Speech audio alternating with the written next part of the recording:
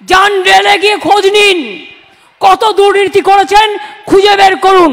আমরা তো কখনো বলি না, যা হোক ছেলেমেয়েরা চাকরি তো পাচ্ছে। ডিফেন্সে কি করেছেন, কত ডিল করেছেন, কই আমরা তো বলি না, কারণ আমরা মনে করি যাই হোক ছেলেমেয়েরা চাকরি তো পাচ্ছে, চাকরি বাকরি আটকাতে নেই। আমি তো রেলের কত করাপশন ধরতে পারতাম, আমি তো ধরিনি, তার কারণ একটাই, আরে ভাই পেয়েছে তো চাকরি, পেয়েছে পাক, চাকরিটা তো পাক। আমি বিএসএফ এর করাপশন জানি না, আমি সিআরপিএফ এর করাপশন জানি না, আমি ডিফেন্সের করাপশন জানি না, 1000 গুণ বেশি জানি। তবে তফাৎ একটাই, ওদের ভাষা আর আমাদের ভাষাটা আলাদা।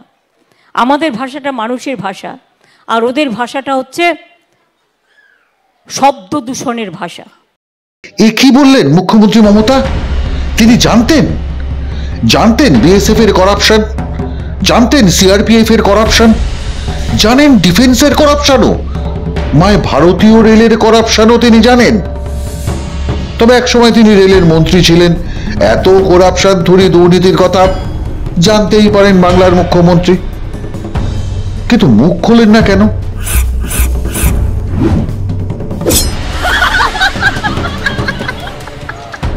লক্ষ্য করে দেখুন, এই সমস্ত দুর্নীতি তো কেন্দ্রীয় সংস্থার, মানে দিল্লির দুর্নীতি। আরো নির্দিষ্টভাবে বললে দিল্লি সরকারের দুর্নীতি, অর্থাৎ মোদী সরকারের দুর্নীতি। কি ভয়ঙ্কর! মুখ্যমন্ত্রী এই মুহূর্তে যে দলটার তীব্রতম বিরোধী, সেই বিজেপির সরকার চলছে দিল্লিতে, যার মাথায় স্বয়ং নরেন্দ্র মোদী, যিনি বলেন না খাউঙ্গা না খানে দুঙ্গা, সেই নরেন্দ্র মোদী। আর বিজেপির এত ঝুড়ি ঝুড়ি দুর্নীতির কথা হাতের সামনে থাকতেও মুখ খুললেন না রাজ্যের মুখ্যমন্ত্রী। কেন সব যেন মুখে কুলুপ মমতার? মুখ ফুটে একবার তো সেসব কথা জনসমক্ষে বলতে পারতেন তৃণমূল কংগ্রেস নেত্রী। দুর্নীতির বিষয়টা প্রমাণ আর নথি সহ জানিয়ে দিতেন সাংবাদিক বৈঠক করে, যে মোদীর আমলে দেশের এই সব জায়গায় এত এত দুর্নীতি হয়েছে, আর এই সব কিছুর জন্য দায়ী।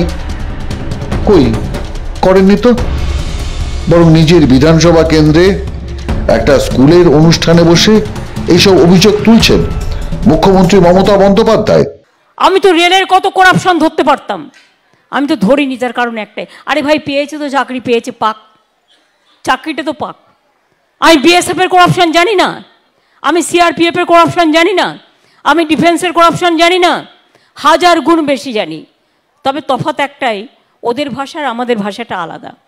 আমাদের ভাষাটা মানুষের ভাষা, আর ওদের ভাষাটা হচ্ছে শব্দ দূষণের ভাষা।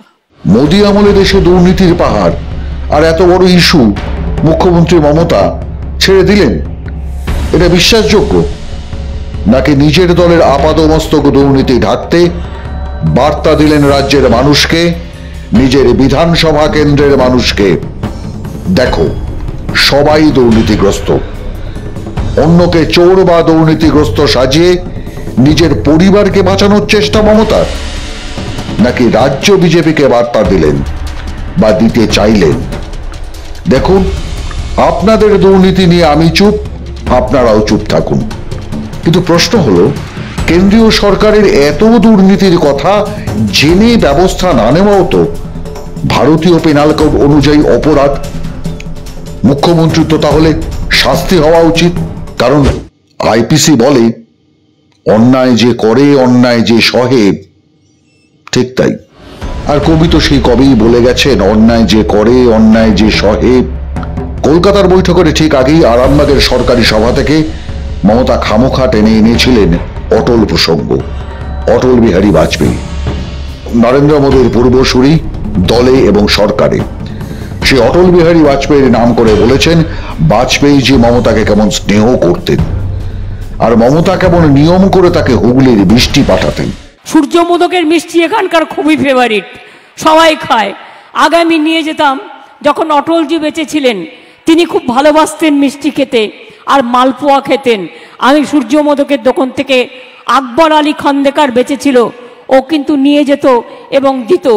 কি মেসেজ দিতে চাইলেন মুখ্যমন্ত্রী?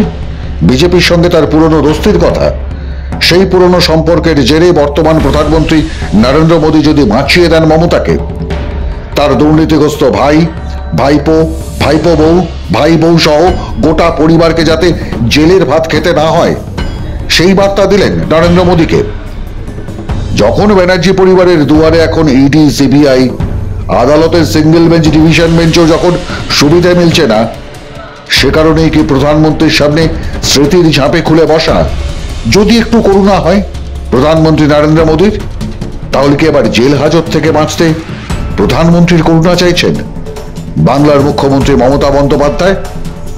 মাধ্যম ব্যুরো রিপোর্ট।